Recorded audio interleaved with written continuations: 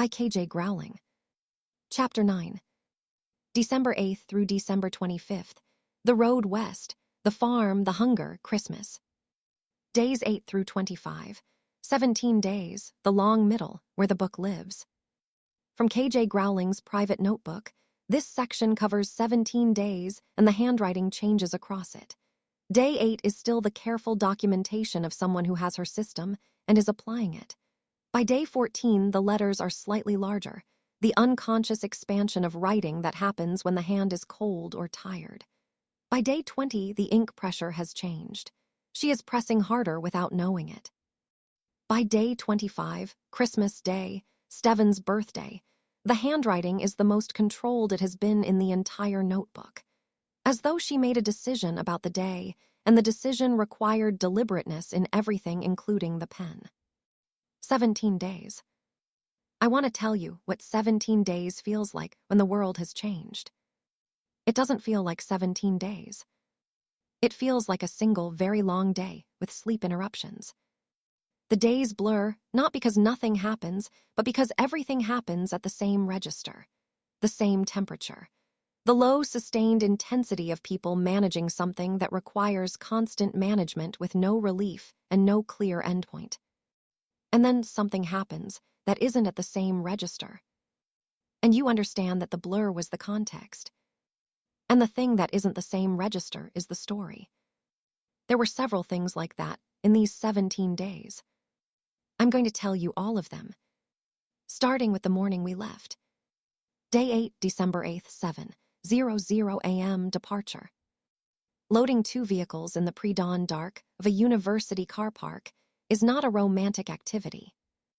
I want to establish this clearly because I have written enough departure scenes in 7 novels to know that the literary version of leaving a place, the weighted pause at the threshold, the backward glance, the symbolic object left behind, has almost nothing in common with the actual version, which involves redistributing weight across 2 vehicle boots, while Mac does a final perimeter check and Stacy argues with the geometry of the Volvo's back seat, and Steven tries to fit a guitar case, a camping stove, 4 containers of water, and a carrier bag of root vegetables from the university kitchen into a space designed for luggage rather than the complete material requirements of 5 people in a pandemic.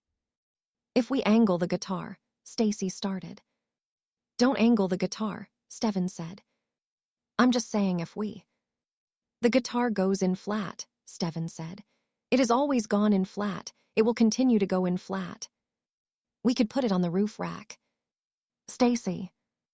I'm just exploring options. The guitar goes in flat, Steven said, with the specific finality of a man who has drawn a line that is not a metaphorical line. Everything else works around it. Mac appeared from the perimeter check. He looked at the boot of the Volvo. He looked at the guitar case.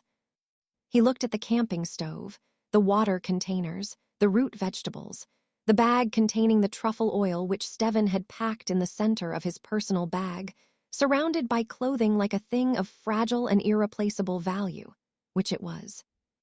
He rearranged everything in 4 minutes. The guitar went in flat. Everything else worked around it. Steven watched this happen with the expression of a man watching someone else do correctly the thing he had been trying to do for 20 minutes. Thank you, he said. Mac said nothing. He went to the defender. He does that, Stacy said to Steven. The doing things without commenting, you get used to it. How long does it take? Steven said. Still working on it, Stacy said. Professor Sprout had her own opinions about the carrier. I want to document this because Professor Sprout's opinions are always worth documenting, and because the specific negotiation of getting a cat into a carrier in a university car park on day 8 of a pandemic at 6:50 in the morning, while trying to maintain noise discipline, is a more complex operation than it sounds. Professor Sprout had lived with me for 9 years. In those 9 years, she had been in a carrier precisely twice, once for a house move in 2019 and once for a vet visit in 2021 that she had not forgiven me for. She recognized the carrier. She communicated her recognition through the specific physical language of a cat who has decided to become architecturally integrated with the ground beneath her. "Professor Sprout," I said. She looked at me. "I know," I said. "It's not ideal." She looked at the carrier. "Gerald has a barn," I told her. "You'll have a barn and chickens and a man who keeps wine in unexpected quantities and who I think will find you completely reasonable." She considered this. "Also," I said, "the alternative is staying here alone, and I'm not doing that to you." She walked into the carrier. Not happily. But she walked in. Which was, from Professor Sprout, the equivalent of everything. Sarah was in the Volvo before anyone else. Notebook open. Writing. She had been awake since 4. I knew because I had been awake since 4, and had heard her moving in the room beside mine with the quiet, purposeful movement of someone whose brain had decided that 4 in the morning was a reasonable time to continue working. She had 3 pages of new notation by the time Mac called us to move. She had not eaten breakfast. "Sarah," Steven said, passing her a piece of the university kitchen's last flatbread with the specific insistence of someone who had decided that making sure people ate was part of his function and was not open to negotiation. She took it without looking up from the notebook. She ate it without looking up from the notebook. "Thank you," she said, still not looking up. "You're welcome," Steven said. He looked at me. His expression said, "This is going to be an ongoing project." I looked back with an expression that said, "Yes, welcome to it." We left at 7:03. The Defender first, Mac driving, Steven in the passenger seat with Clarkson between them at the angle that allowed for quick access without catching the gear stick. The Volvo behind me driving, Sarah in the back with her notebook, Stacy in the passenger seat with the hunting knife in her jacket, and Professor Sprout in the carrier between her feet, making the low, continuous sound of a cat who has accepted a situation without endorsing it. Nigel was on the back seat. I had wrapped him in a jumper for the journey. Stacy had looked at this and decided not to say anything. This was, from Stacy, considerable restraint.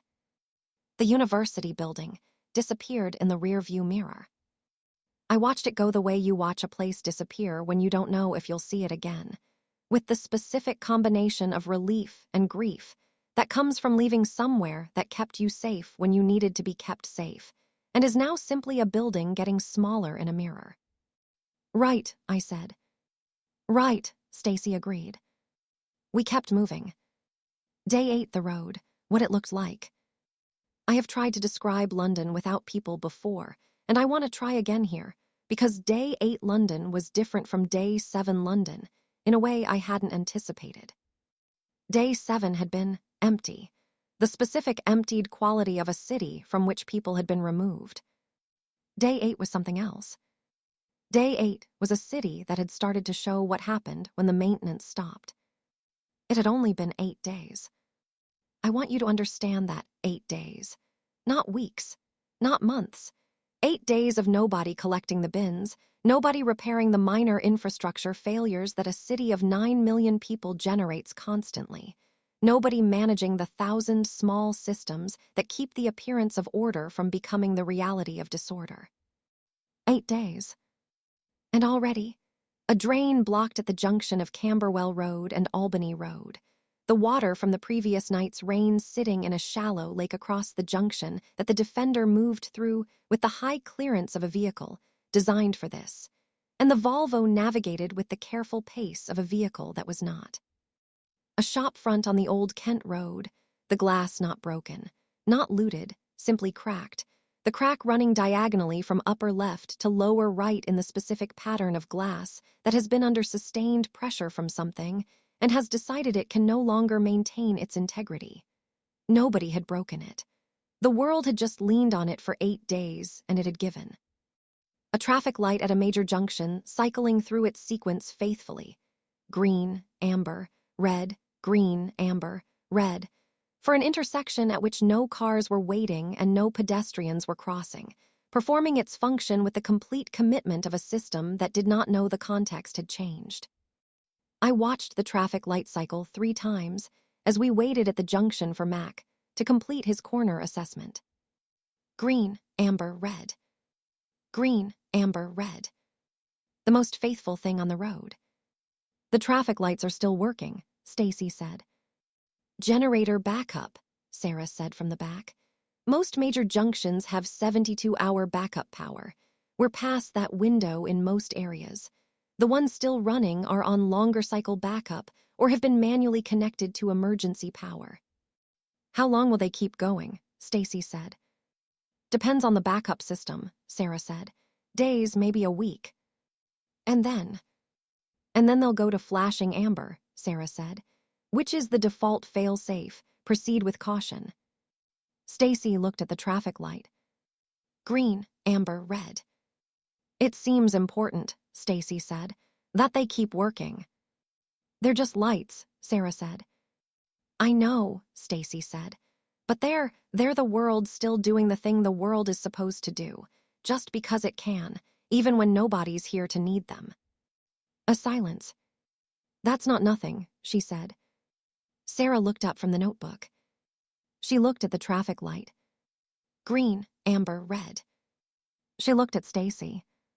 She wrote something in the notebook. She didn't say what, but she wrote it.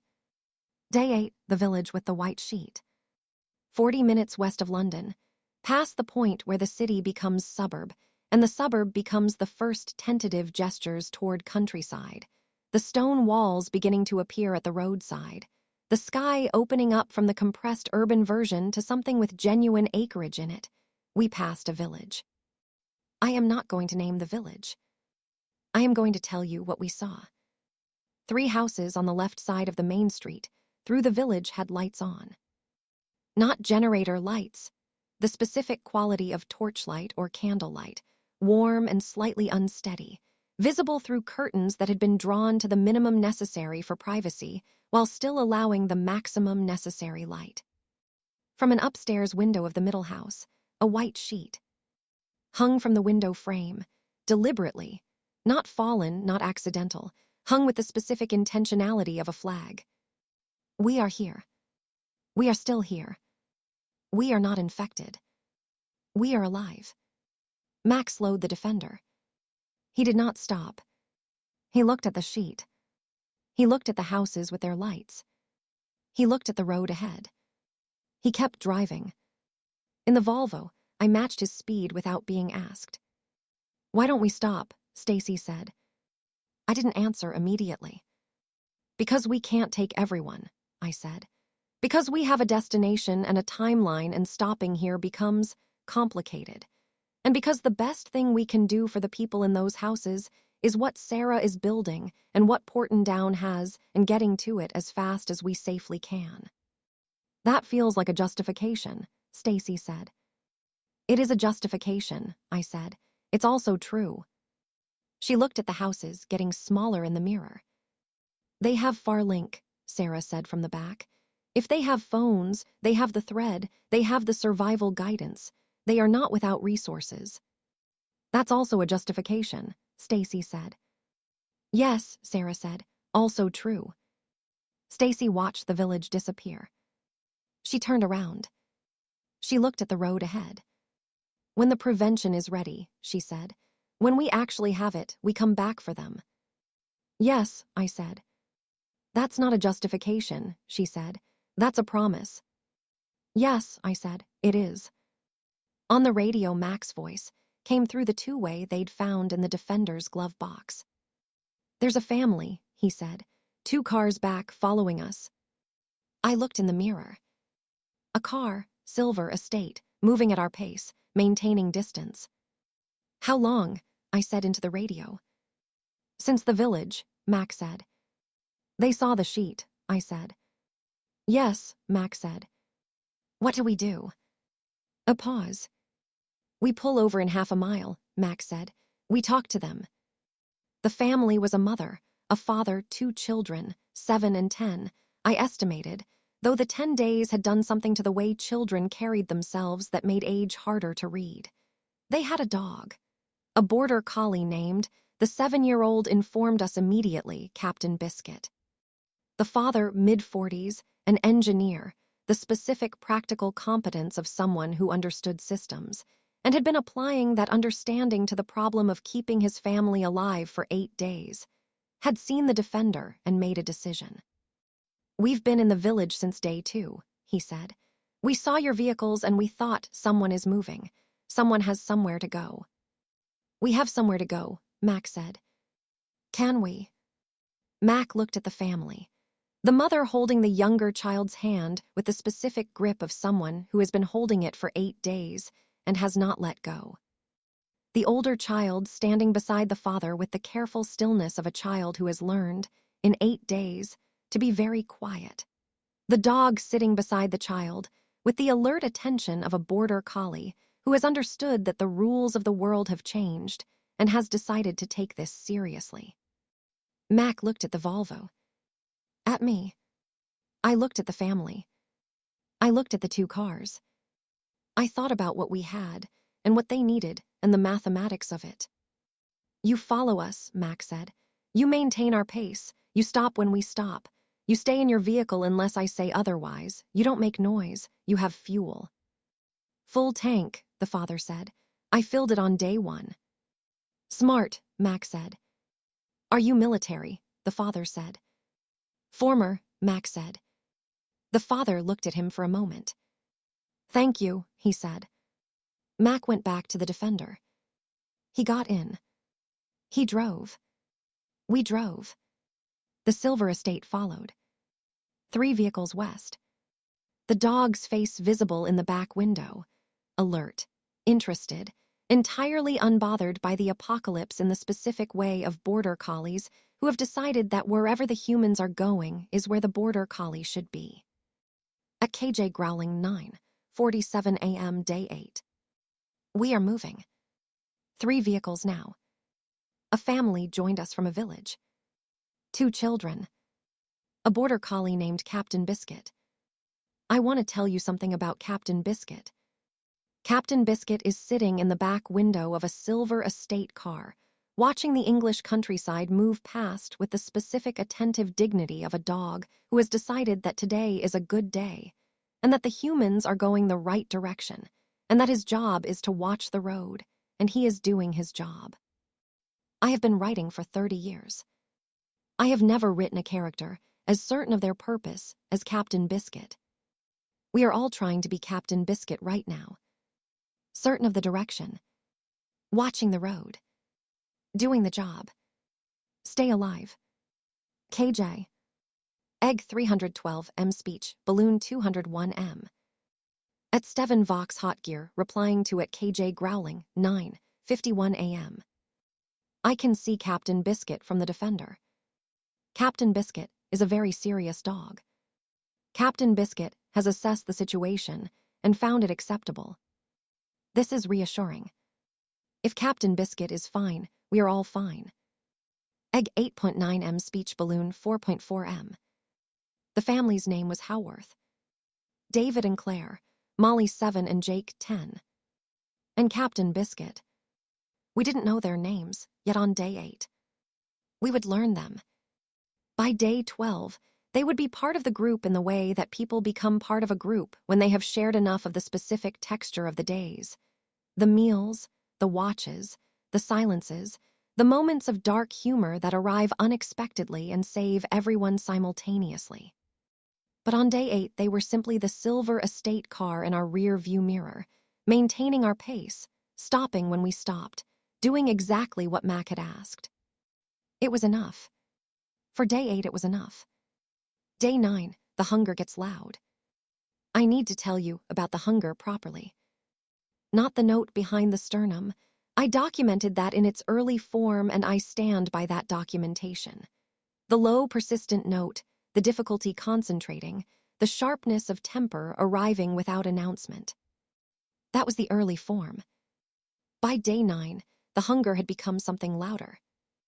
Not dramatic, not the collapsed against the wall version, the functional version, the version where you are still doing everything that needs to be done, still moving, still thinking, still posting, still watching the road and checking the mirrors and maintaining the watch rotation. But everything requires more deliberate effort than it did on day 5. The brain, running on reduced fuel, starts making substitutions. This is the medical reality of caloric restriction. The brain is the body's most expensive organ, consuming approximately 20% of total caloric intake at rest. And when that intake is reduced, the brain begins the specific triage of deciding what to keep running at full capacity and what to reduce. Concentration goes first. Then short-term memory, small things, the word you were about to say, the item you were about to pick up. Then emotional regulation. The emotional regulation was the one nobody talked about because talking about it required exactly the emotional regulation that was no longer fully available. What it looked like in practice. Mac became quieter. He had always been economical with words, but Day 9 Mac was a man who had reduced his language to the absolute minimum required for operational communication. Not coldly, not with the withdrawal of someone in pain, with the specific conservation of someone who had decided, consciously or not, that words were a resource and resources required management. He drove, he assessed, he communicated the necessary. He ate his portion without comment and did not take more than his portion and looked at the portions of others only when he thought nobody was watching. Sarah worked. This was how Sarah managed everything, by working. The notebook never closed. The pen never stopped moving. She had, somewhere around day 8, entered a state of focused productivity that looked from outside like calm and was from inside, I suspected, the specific mechanism by which a very intelligent person keeps the other things from becoming the loudest thing. She forgot to eat twice on day 9. Steven noticed both times. Steven noticed because Steven was the one paying attention to whether people were eating. A function he had assigned himself without announcing it, the way he assigned himself all his functions, quietly and completely, and which was as important as any tactical assessment Mac made or any biological observation Sarah recorded. He produced food for Sarah both times with the matter-of-fact brevity of someone who is not asking whether you want it, who has already decided you need it, and is simply delivering the need. The second time he put a bowl of rice in front of her, the last of the rice, cooked with the last of the porcini mushrooms and enough salt to make it taste like a deliberate choice rather than a remnant. Sarah looked at it. Then at him. "I forgot again," she said. "Yes," he said. "Thank you. Eat it while it's warm." She ate it. He sat with her while she did. Not talking. Just present. This was also a function. Stacy went quiet on day 9 in the way that was different from her usual quiet. Stacy's usual quiet was the quiet of someone temporarily between observations, the pause before the next thing. It had a quality of gathering about it, the accumulation of material for the next exchange. Day 9 quiet was different. It was the quiet of someone who had put something away and wasn't sure they could get it back out again. I noticed it at noon. She was sitting in the back of the Volvo looking at the road and not saying anything that wasn't functionally necessary. I noticed it at 3, same. At 5, when we pulled off the road into a lay-by for the night stop. She got out and walked to the hedge at the back of the lay-by and stood there for 7 minutes looking at the field beyond it. Just looking. I didn't go to her immediately. Some things need 7 minutes of a hedge before they're ready for company. After 8 minutes, I went and stood beside her. The field, December. The light going gold at the edges in the specific December way. "Birmingham," she said. "Yes," I said. "My mum is in Birmingham," she said. "She's 71. She lives alone. She's on the Farlink thread. I know she is. We set it up together on my phone before I came back to London in September. She's been following it since day 1. She knows you're alive," I said. "Your posts are on the thread. She can see you." "She can't reply," Stacy said. "She's got her phone, but she's not good with apps. She never made an eggs account. She just reads." "She's reading," I said. "She can see you're alive and moving and with people. That's what she needs to know." Stacy looked at the field. "She'll have the heating on," she said. "She always has the heating on too high. Dad used to complain about it. Since he died, she just has it on whenever she wants. She'll have the heating on and she'll be watching the thread on my old tablet, and she'll have made too much food because she always makes too much food, and she'll be. She stopped. The field. The gold light.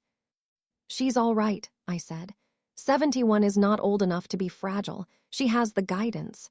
She has the heating. She has too much food. You don't know that, Stacy said. No, I said, I don't. A silence. I know, she said. I know you don't. I needed someone to say it. I'll say it as many times as you need, I said. She looked at me. Even if it's not true, she said. It might be true, I said. The not knowing goes both ways. It might be completely true. She was quiet for a moment. Then she made a sound, brief, contained. The sound of someone releasing something they have been holding since day one, and are only now letting go of because the field and the gold light and the 7 minutes and the company have made it possible. She didn't cry. She just made the sound. Then she turned around. Right, she said. What's for dinner? Ask Steven, I said. What's Steven making with nothing? She said. That, I said, is his specific area of genius. She went back to the vehicles. I stayed at the hedge for another minute. I thought about Stacy's mum in Birmingham with the heating too high and too much food, and the tablet with the thread on it. I thought, I hope she's reading. I thought, I hope she can see her daughter is extraordinary. I picked up my phone. At KJ GROWLING 5:47 p.m. day 9. Labby. The light is doing something specific to the fields tonight. I want to say something to all the parents who are reading the thread looking for their children. And to all the children who are reading the thread thinking about their parents. We see each other. Even when we can't reach each other. Even when the distance is real, and the road is long, and the mathematics of it don't currently add up. We see each other. That's not nothing. That's everything. Stay alive. KJ. Egg 389. M speech balloon 289 M. At Steven Vox Hot Gear replying to at KJ GROWLING 5:51 p.m. Dinner update. Pasta.